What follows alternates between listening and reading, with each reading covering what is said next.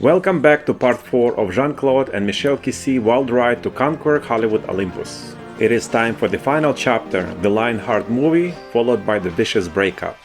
Even though Qissi was actively involved in fight choreography of both Bloodsport and Kickboxer, Lionheart was the first movie he actually received credit for it. Until then, Jean-Claude had taken most of the credit without acknowledging Michel's contributions. Michel Qissi was eager to follow up the success of Bloodsport and Kickboxer, but Jean-Claude said, "Enough of martial arts, I want to make a movie like Schwarzenegger." Michel argued that martial arts were their specialty and they should stay in that niche to continue building their brand. Qissi had ideas involving kimonos and dojos, but Van Damme refused to even consider them. It became clear they needed to find a compromise, a script that had good mix of martial arts and something else that would appeal to Jean-Claude. One movie Michel had in mind was Hard Times, starring Charles Bronson. Qissi remembered that Van Damme loved that movie. It was a popular 1975 flick about a mysterious drifter, Cheney, who gets into illegal street fight to make money. Sounds familiar already, right? Van Damme looked at Michel and after a short pause agreed that this actually might be something good to try. So they went to Paramount and asked if a remake was on the table, but Paramount didn't want it. Once again, Jean-Claude said, "Screw this, let's make an adult-like movie." "Hold on," said Qissi, "even though Paramount refused, we can still make a similar script. Say we got inspired by the movie, why not? Pretty much everyone out there writing scripts is inspired by one play or another. So, I believe we have the right to get inspired." Makes sense now if you've ever watched Hard Times and noticed how similar the story is to Lionheart.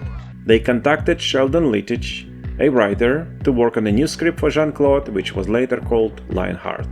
With Ton Po being an enormous hit, it was assumed that Michel Qissi would play the role of Attila in Lionheart.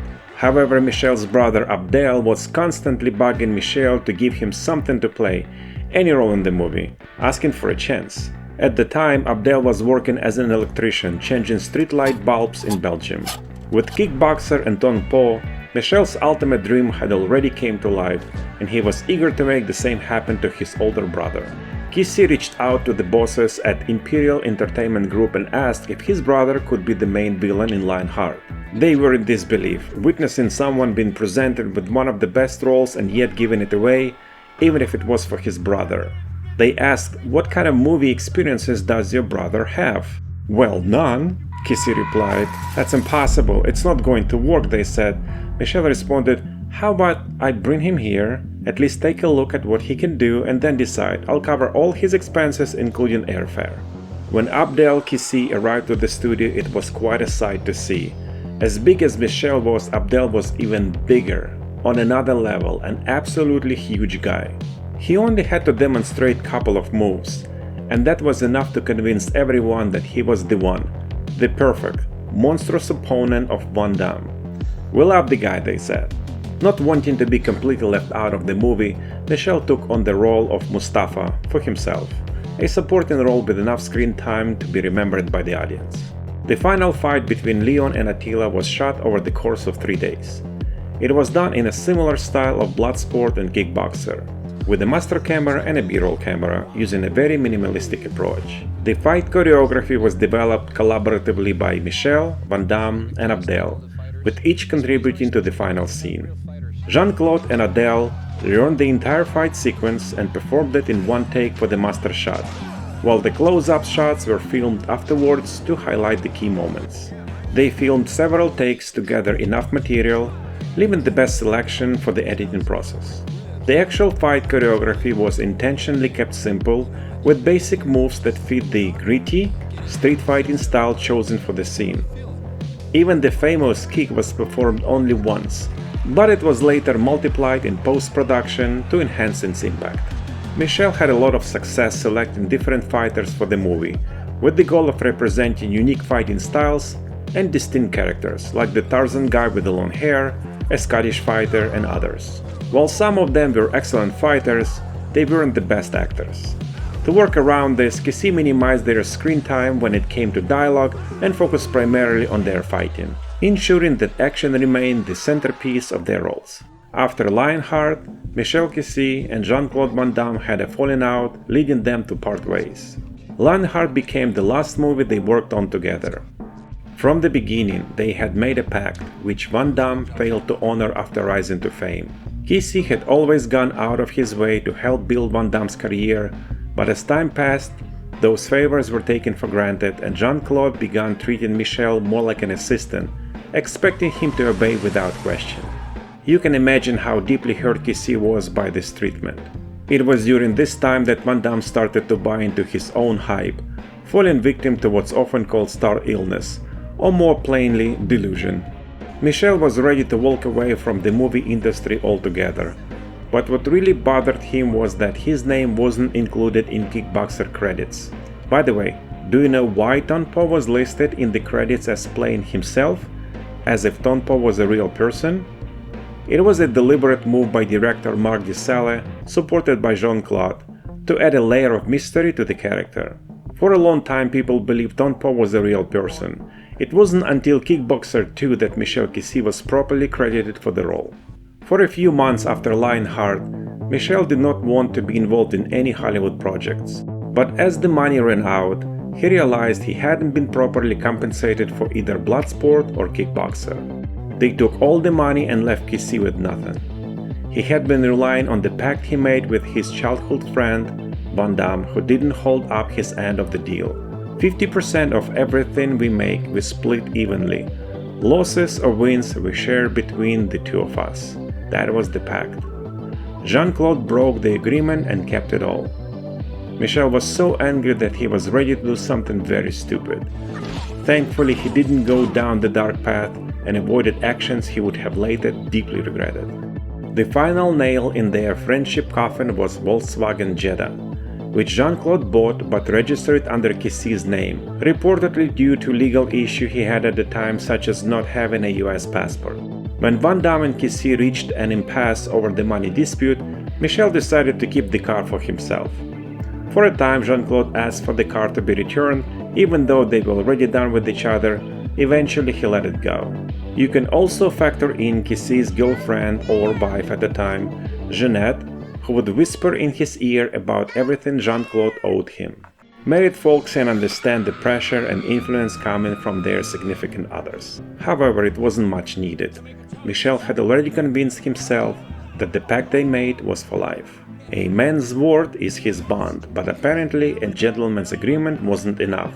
Big money led to significant memory loss. This marked the end of the long-lasting friendship and partnership between Jean-Claude Van Damme and Michel Qissi. 25 years flushed down the drain. Good luck. Neither career would recover after the breakup.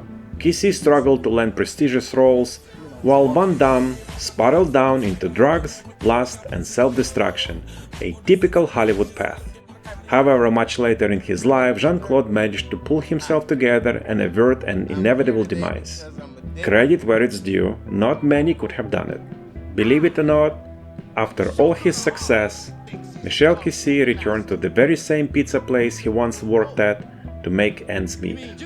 So it was no surprise that when he heard about Kickboxer 2, he went back to the studio and asked for the role. The screenplay was underwhelming, and the leading actor, Sasha Mitchell, was more of a paper warrior. Qissi suggested Jerry Golden Boy Trimble, PKC World Kickboxing Champion, and also the lead in Terminator Woman, a film directed by Michel Qissi. The international kickboxing media called him the flashiest fighter and fastest kicker in the sport of kickboxing. 118 miles per hour was the speed of his hook kick. He was called Golden Boy for a flashy style of fighting. It was his lightning-fast jump-spinning kicks and antics that would always guarantee Trimble one of the crowd favorites, and they either loved him or hated him. Well, anyway, that suggestion was denied. Someone at the studio had a strong feeling for Sasha Mitchell, leaving Qissi with no choice but to accept him as his upcoming movie opponent. He needed credit for the role, and it was hard to argue when he had no money in his pocket. Then came Kickboxer 3, where Michel requested input on the creative aspects, including the screenplay and casting. Albert Payne responded with a firm "absolutely not."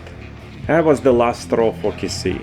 He departed from the Kickboxer franchise, leading them to bring in another actor, Kamal Krifa, also known as a fake Tonpo.